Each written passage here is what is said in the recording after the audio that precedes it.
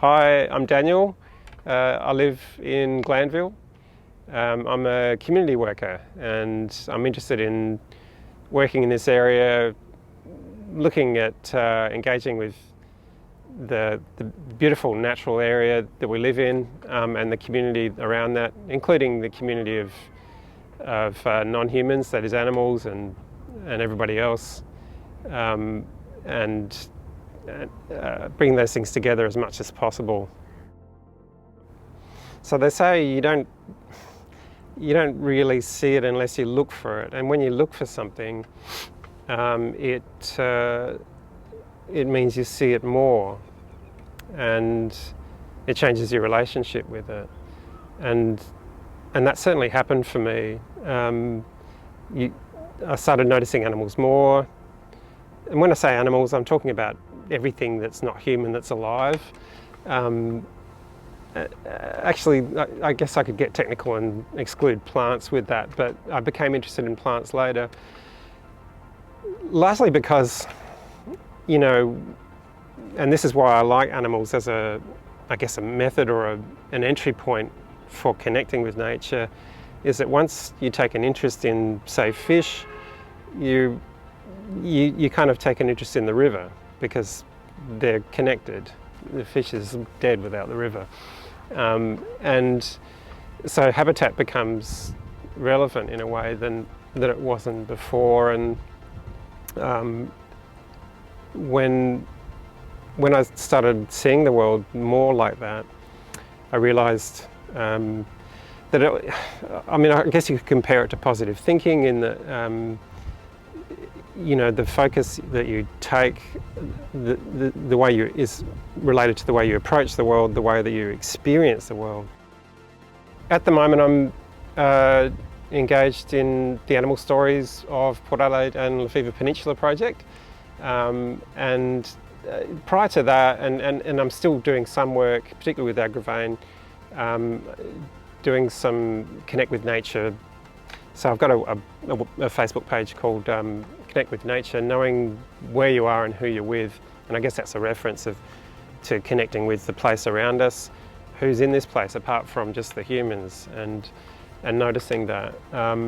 And so the animal stories itself, though, is more about looking into local folklore around animals, local history around animals, and people's current relationships with animals, and looking at how they weave together in terms of place. That is, how those things connect us to the places around us, and change our experience of the places around us. And this is a really good area to do that, because we're surrounded by wilderness. So the river and the sea are wildernesses, if that's a word, and so that it's full of strange and wonderful creatures that we don't know. In some ways we can't know them, but we can try.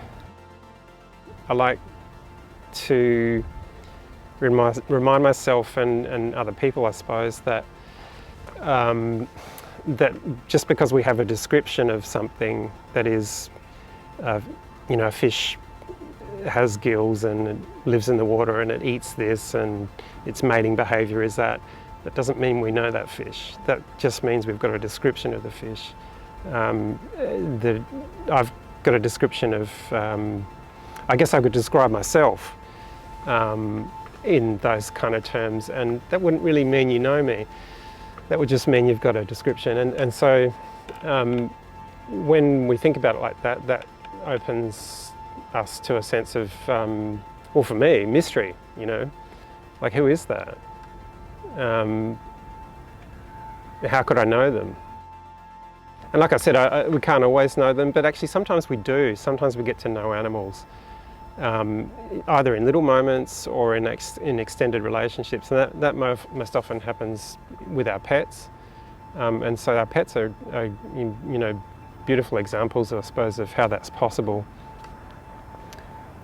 But I'd certainly like to invite people to extend beyond that, and consider how that might be possible in a different way that is non-domesticated, with other animals as well. I'd like to think of art as just a really normal, everyday thing that's woven into our experience and the way we express ourselves. When it's about the expression rather than the framing of the expression, it flows much better. There's this, it's a complex thing to talk about, but there's this sense of disconnection and dissociation from our own habitat and from our own family, in a way, that is all the other creatures. And I think that's made us anxious and weird and afraid in some ways. And and I'm not excluding myself from that. I think that's just how we've become. I'm saying we, but it's not everybody. It's, but it is certainly here now in this time and place.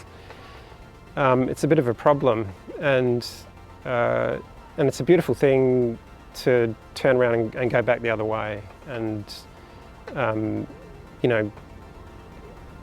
become acquainted, become connected, and remember in a way. It's better that we notice how beautiful the world is, the natural world, and how much better it is to be part of it and constantly distancing ourselves from it. I'm doing a couple of projects. So there's the Animal Stories project, which I talked about a bit. And so with that, I'm particularly interested in people's stories. It's all about story. We understand and make the world through our stories. And we're engaged by them. They make meaning for us. And they're so important for me, and I love them. I love hearing them. So if anyone wants to just wander up to me and tell me an animal story, then please do so. The other one is called Dancing Monsters, and the idea with that, I'm not quite sure where to start with it, but the shortcut way of describing it is imagining a place that's important to you, a place that you feel connected in, and then imagine if it was protected. Was there some kind of magical monster that protected that place? So it's a project for developing your imagination around this fearsome protector. What would it look like, and how would it move? And this sort of ties in with actual traditions that I've over time discovered exist pretty much cross-culturally, like just everywhere. And these traditions often relate to singing, dancing, well, not so much singing actually, but maybe more sort of dancing or moving, or and dressing up and wearing masks as this kind of fearsome protector. It has a function in culture and festivals. We kind of do it around Christmas and even Christmas pageant, Halloween is another example. But I suppose I'm trying to draw it back to something local and connected. And so in that project I've asked local people to choose those places, and I've worked with them to make an outfit and move around and do some weird stuff or whatever. And I can't tell you why I love that so much, but it's so fantastic. It's so much fun to do. This is an amazing place, Port Adelaide. And I actually would like to acknowledge local Kaurna people and the relationships they've had here and continue to have as inspirational for me. But I suppose to communicate to everybody who lives here, or to agree with everybody that lives here probably, that this is a really special place. And we don't want to take that for granted. And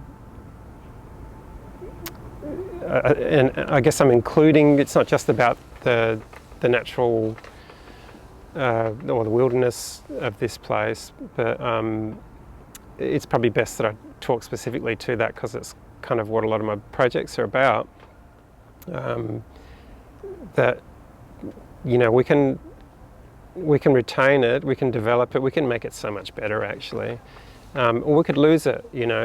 And I think having local connected relationships with the places around us are an important basis for retaining the specialness of this place.